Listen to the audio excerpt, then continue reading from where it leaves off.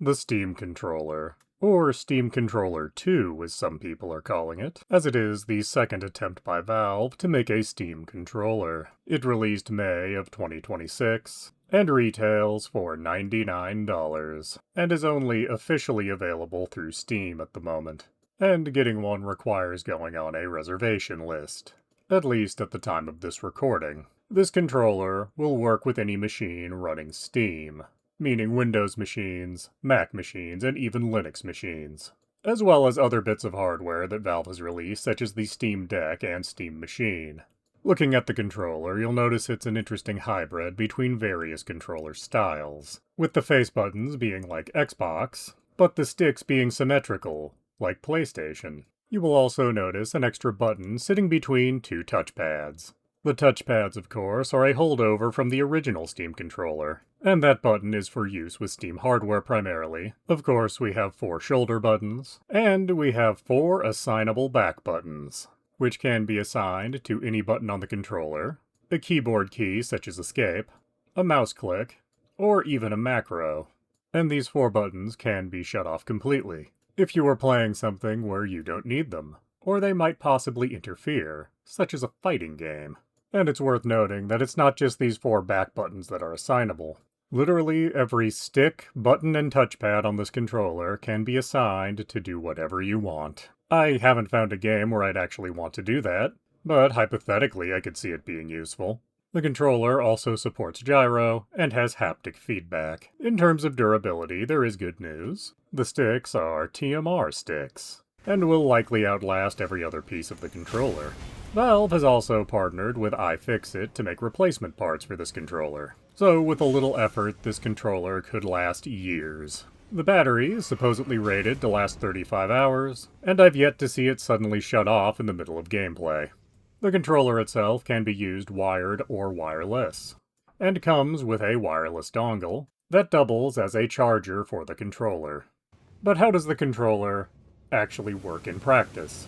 Well, I played a little Elden Ring to find that out, and there's 2 things to note about this experience. If you've made a custom profile for a game on Steam Deck, it carries over directly to the Steam controller, as the Steam controller has all the same controls as a Steam Deck has. And the second thing to note is, you may want to reevaluate some of what you've assigned because the Steam controller is shaped and held a little differently than a Steam Deck.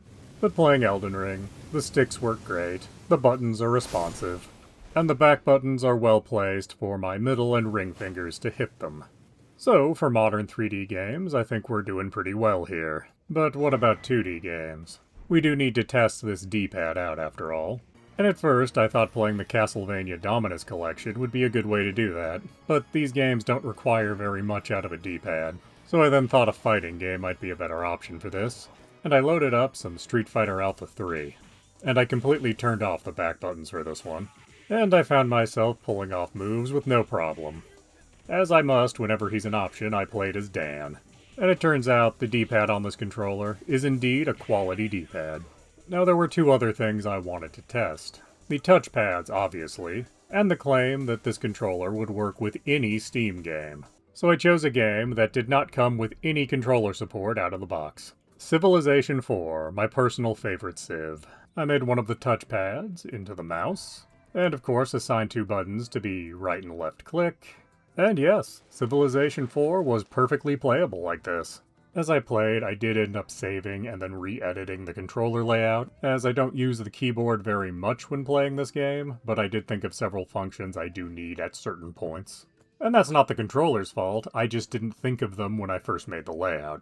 One thing people have made a lot out of is the fact that if you're not running a game through Steam, this controller is rather difficult to get working. And I don't really understand why, because it's very easy to make a non-Steam game launch through Steam. And when you do that, you have all the same controller options that you have with a native Steam game. So if you own something through the Epic Game Store, for example, with just a few clicks of the mouse, you can use the Steam controller with it. If you do no configuration of any kind with the Steam controller, and assuming the game already has controller support, it will usually default into behaving like an X-input device.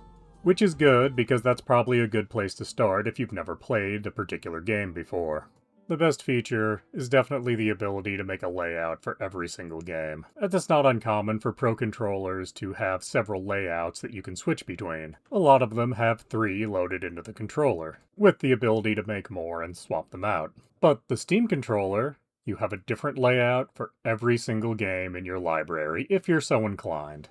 And you never have to juggle them around, nor do you ever have to remember which ones are loaded on the controller. So is the Steam controller worth its $100 price tag? I'm inclined to say yes, as I find this to be a superior experience to using an Xbox Elite controller, and that retails for double the price, and doesn't have a lot of repair options. So if you're into PC gaming, I think you should absolutely consider picking up the new Steam controller. Though if you get on that reservation list, it's probably going to be a couple of weeks before you can actually order one. And you are only allowed to buy one per Steam account at the moment. I'm hopeful that both of those issues will go away over time. Please do subscribe, comment, like, and tell your friends.